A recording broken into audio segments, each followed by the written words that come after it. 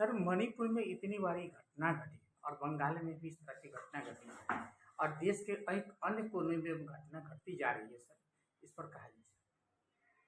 Manipur border state है और ये इस पर किसी को भी सोच समझ के बयान देना चाहिए। घटना घटी है वो निंदनीय है, शर्मसार है। सरकार उस पर कार्रवाई कर रही है और जितने भी लोग जो समस्याएं सामने में आई है कि जो लोग दोषी है उनकी बड़े पैमाने पर गिरफ्तारी हुई भी है। सरकार काम भी कर रही है। वहाँ पर दो जातीय समूहों के बीच में लड़ाई है और आज से लड़ाई नहीं है, कांग्रेस के ज़माने में भी बड़ी लड़ाई थी। तो इसको बड़ा सोच समझ के टैकल किया जाता है। ये सभी लोगों को मिलजुल के इसको टैकल करने की जरूरत है, नहीं कि 2024 के चुनाव के लिए एजेंडा बना करके और मणिपुर में और संग्राम कराने की जरूरत है। कैसे शांति हो इस पर चर्चा हो। पार्लियामेंट में सरकार चर्चा चाहती है, आप भाग जाते हैं। सरकार चाहती है कि आके बहस करो, पार्लियामेंट में बहस नहीं करते हैं। परंपरा रही है कि पार्लियामेंट में जिस विभाग का बहस होता है उस विभाग का मंत्री भाषण मतलब जवाब देते हैं।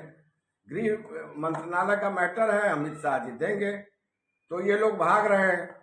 ये सारे चोरों का जमावड़ा है, भ्रष्टाचारियों का जमावड़ा है। ये अपने दामन पर लगे हुए दाग से डरे हुए हैं, जिसके कारण सभी भ्रष्टाचारियों की एकजुटता है। तो एक सूत्री कार्यक्रम को देश को आगे ले जा रहा है, देश को आगे बढ़ा रहा है, देश को आर्थिक स्थिति में मजबूती लाने का काम किया है। उस आदमी के विरोध में ये लोग पड़े हुए हैं कि नरेंद्र मोदी को हटाना है, इसलिए कुछ बोलना है। नरेंद्र मोदी गरीब के लिए, किसान के लिए, मजदूरों के लिए काम करने का काम किया। सबका साथ सबका विकास ये नारा है, नारा ही नहीं है, उतारने का काम किया। और उसी का परिणाम है कि ये लोग अपना सब ठगबंधन और क्या बोलते हैं इसको, भ्रष्टाचारियों को एकता है। सर, परिहार विधानसभा के क्षेत्र को विकास के लिए सर आपने बहुत सारा आयाम दिया है।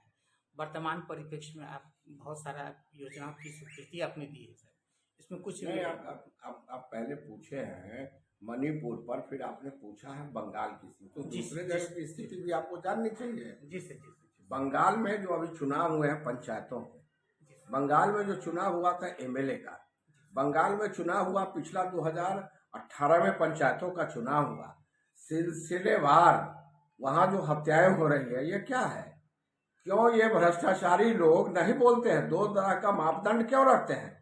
बंगाल में जाकर के बोलते हैं कि ये जो सरकार है, ममता दीदी के नेतृत्व में जो सरकार चल रही है, वो जो सरकार है बड़े पैमाने पर वहां पर जो जनता रह रही है उसके साथ कुकृत कर रही है, हत्या हो रही है, उसकी सरकार के द्वारा प्रायोजित हत्याएं हैं।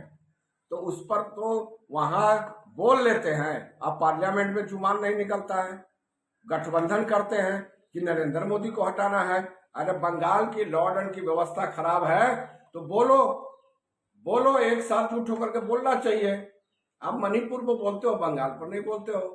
राजस्थान में जो परिस्थितियां हैं, दलित जो हमारी माताएं, हमारी जो बहनें, हमारी जो बेटियां हैं, दलित समाज से आती हैं, उनके साथ जो गलत व्यवहार हो रहा है उस पर क्यों नहीं बोलते हो?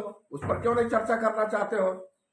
बिहार की जो परिस्थिति है, आए दिन बिहार की सरकार है बर्बरतापूर्ण तक कार्रवाई कर रही है, लाठी चला रही है, गोली चला रही है, आंसू गैस के गोले छोड़े जा रहे हैं। भाजपा के कार्यकर्ताओं को बुरी तरह रखा गया।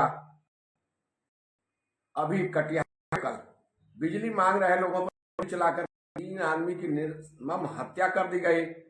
मुजफ्फरपुर में हत्या हुई, अररिया में घटना घटी है महिला के साथ।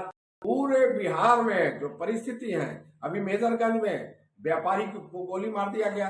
पूरे बिहार की जो परिस्थिति है वो जंगल राज पार्ट 3 की शुरुआत हो गई है। बड़े पैमाने पर साल भर से ये घटना घट रही है। क्यों नहीं बोलते हैं ये ठगबंधन के लोग? उनको बोलना चाहिए ना, कोई नहीं बोलते हैं। पूरा देश एकजुट होकर के नरेंद्र मोदी के पीछे खड़ा है और आगे भी 2000 में जो चुनाव 2024 में चुनाव होगा उसमें नरेंद्र मोदी के नेतृत्व में ही भारी बहुमत की सरकार बनेगी और बिहार में 40 का 40 सीट एनडीए जीतने का काम